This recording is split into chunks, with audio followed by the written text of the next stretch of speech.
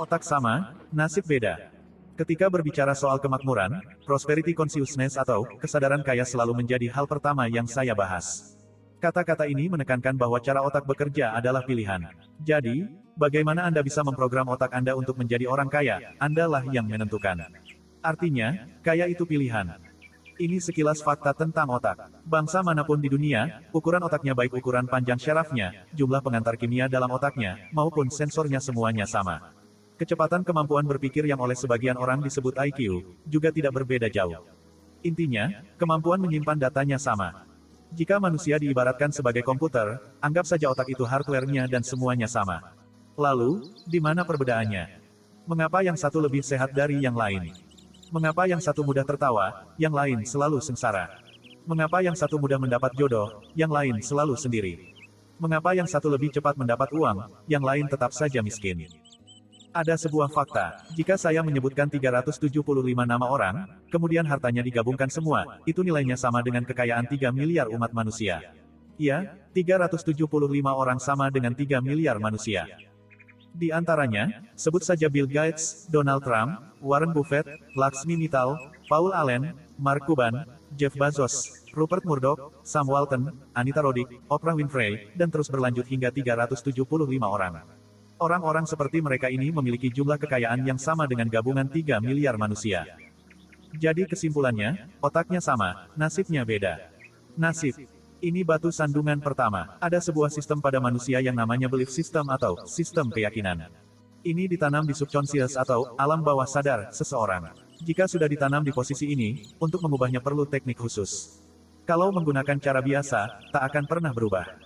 Misalnya kebiasaan merokok. Maaf, saya mengambil contoh merokok karena mudah dipahami. Saya tidak merokok, tetapi saya bukan anti orang perokok. Prinsip saya, merokok itu baik, tidak merokok lebih baik. Itu hanya sebuah pemahaman dan pengambilan posisi dalam melihat sesuatu.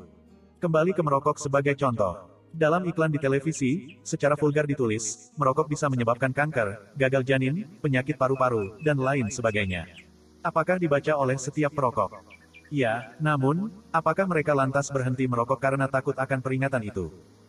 Tidak juga. Mengapa? Inilah kerja otak. Otak konsius yang menguasai informasi pengetahuan. Hanya menguasai 12% dari sebuah tindakan. Subconsciousnya 88%. Informasi tadi hanya menempel di konsius tidak menjadi gerak.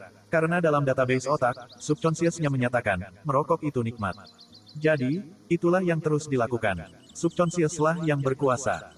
Sekarang kita kembali lagi ke prosperity consciousness kesadaran kemakmuran, IQ kaya, tulang kaya, balung sugih, atau apapun itu.